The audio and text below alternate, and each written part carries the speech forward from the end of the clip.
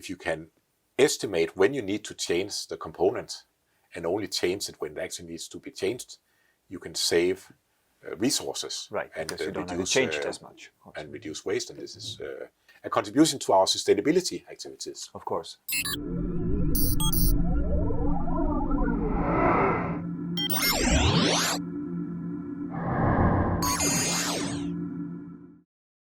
Hello and welcome to HMS Techtalks. Remote maintenance of industrial applications is something that has moved from a nice to have to a need to have. But it's not always easy to do if you want to do it both securely and easy to access. So that's what we're going to talk about today, remote maintenance of industrial applications. And we have Jens Jakobsson from our HMS Labs team with us. Welcome, Jens. Thank you very much, Thomas. HMS Labs, that's such a cool name. Do you really go around in lab coats all day and experiment on things? Yeah, so I had to put on my shirt to come here to meet you. No, I'm just joking. We wear normal clothes. Okay. But HMS Labs, we are here to look at the future for HMS. So we're trying to figure out what kind of products will we be selling in the future and what kind of business areas will be addressing. Right. And a lot of our products are used for remote maintenance, and a lot of our technology is used for remote maintenance. So speaking a bit about that, if we start with the kind of the business aspect, what is it that people are trying to achieve with remote maintenance? What are the business drivers? Yeah, so with remote maintenance, often you have a service organization that's in a different location than the machine you're trying to service. Right. And then the challenge is that you want to optimize the service visits to the machine, and you want to only change the parts that you actually need to change on the machine. And this can improve a lot if you connect the machine remotely, so that you get data from the machine. Then you can do a lot better planning of your service activities. Right, and this of course gains money for the organization, but also saves sustainability, which we're going to talk about later, of course. But we're here to talk about technology, of course, because this is the Tech Talk. So let's have a look at the different kind of techniques and technologies that you can use to access machines. Yeah. So actually, there's we're talking about three types of maintenance. The first type of maintenance is what we call reactive maintenance. So for example, if you are riding along on your bicycle and you have a punctured tire, you get off your bicycle, you fix your tire. So this is what we call reactive maintenance. Something's broken and you fix it. The next level is what we call preventive maintenance. So again, with your bicycle, maybe every autumn, you take your bicycle out, you look at it, you see that the chain needs oil, so you put oil on the chain so that it will keep running, even though the chain is not broken yet. And then the third level is what we call predictive maintenance. And again, if we refer to your bicycle, you can inspect the wear of your brakes. And then if you see that the brakes are starting to wear down, you might choose to change the brakes before they actually break down. Right. And this is what we call predictive maintenance. So you do the inspection of the brakes, and then you do a prediction, and based on your prediction, you change the brake pads. Right. So that the bicycle can keep running. Right. So and you can keep the brakes for a lot longer, of course, then, because you don't need to change at specific intervals.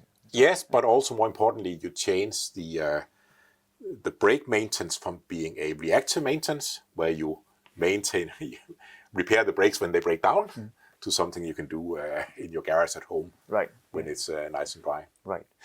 Yeah, so these three techniques, so to speak, predictive, preventive, and reactive, how do you actually go about doing them when it comes to technology? What can you use to actually do the three types of maintenance? Yeah, so typically, if you want to do remote maintenance, you need to have the machine connected. And we have been working with this for more than 20 years now at HMS. And it's only now we see that it's becoming more and more popular in different business areas that we're operating in. So I brought some examples with me today that I can share with you. So one example here is our Netbiter EC360. So this is a gateway that you typically mount on a remote machine that's somewhere in the field. It could be a genset, like a diesel genset that generates emergency electricity. And this one you connect to the machine. It has different inputs, outputs here. And then it has an antenna, so you can connect to the cellular network and then to the cloud. So with this gateway here, you can do You can monitor the machine. If it breaks down, you will get an alarm through the cellular network and through the cloud, and you can get it as SMS or email.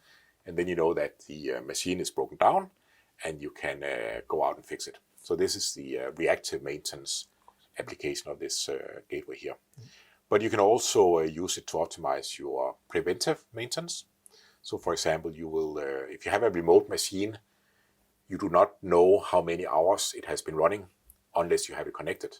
But once you have the machine connected, you can monitor the running hours.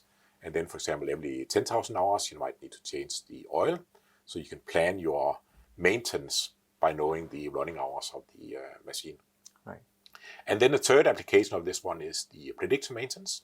So for example, if you have a machine that's not connected, you change the battery at regular intervals because it's very, very important that your genset starts when you have a power outage, right? So you need to make sure that the battery is working.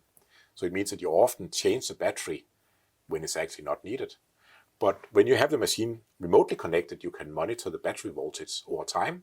And then based on that, you can make a prediction for when the battery needs to be changed. So it means you only change the battery when it actually needs to be changed.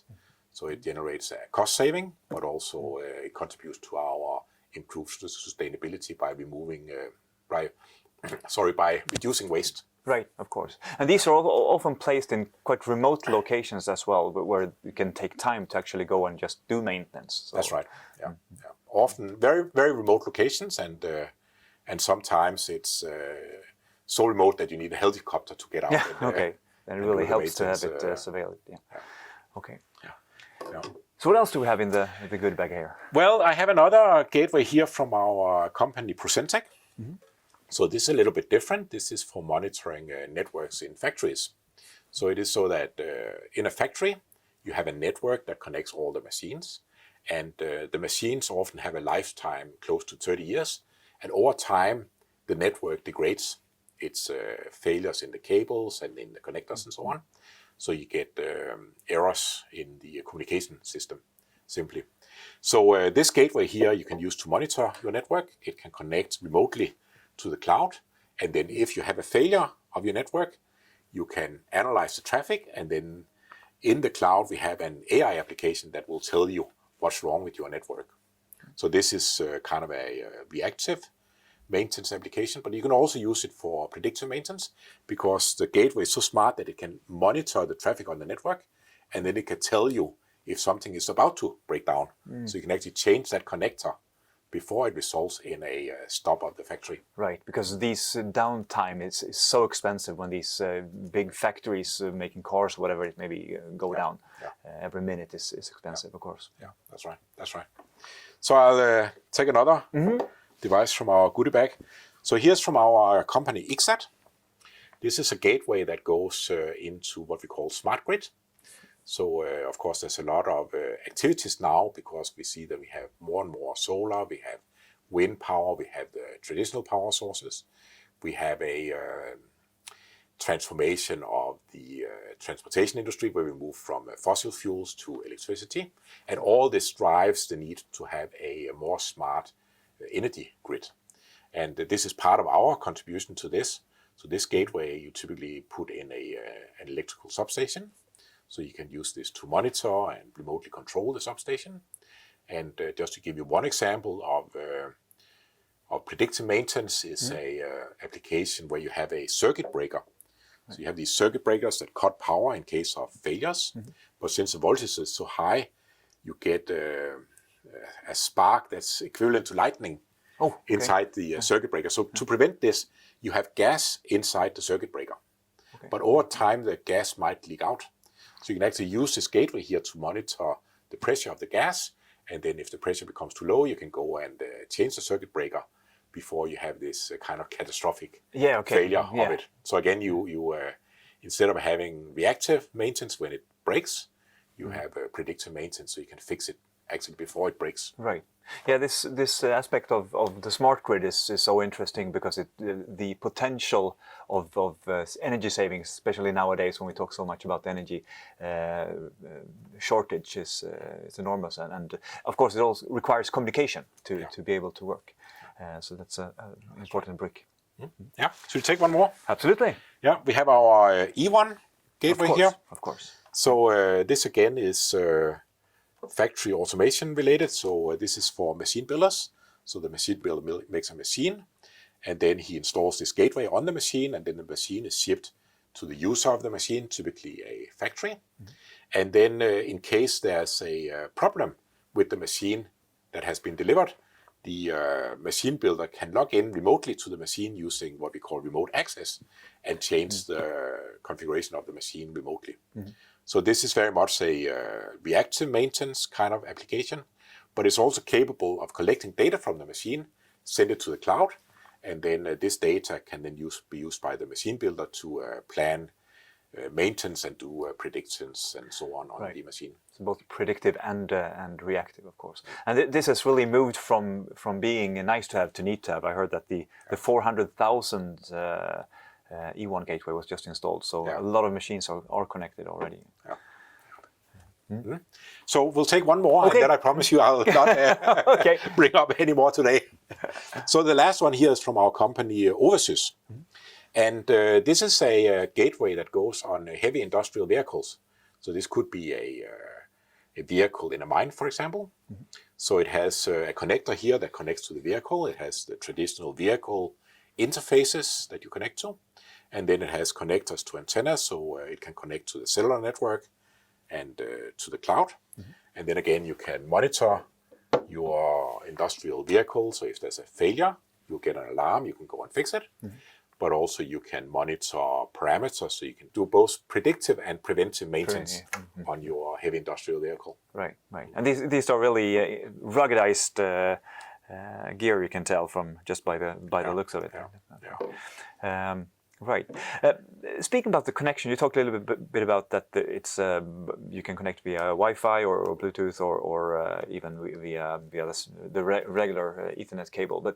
But when you connect something to the internet, of course, you're always subject to risk, and that's a big aspect, of course. What are the security measures that you have to think about when you do remote maintenance? Yeah. So of course, when you have a machine, the traditional approach when we started doing factory automation 30 years ago, or even longer ago, was that you make the machine, you make sure that it works, and then you don't connect it to anything. Right. So security was, that was what you call air gap security. So you have a machine, you don't connect it to anything, and because of that, it's secure. Safe, But now you start to connect the machines both remotely, but also to the IT systems and other machines and so on. So of course, security has been changing over time, and it keeps changing.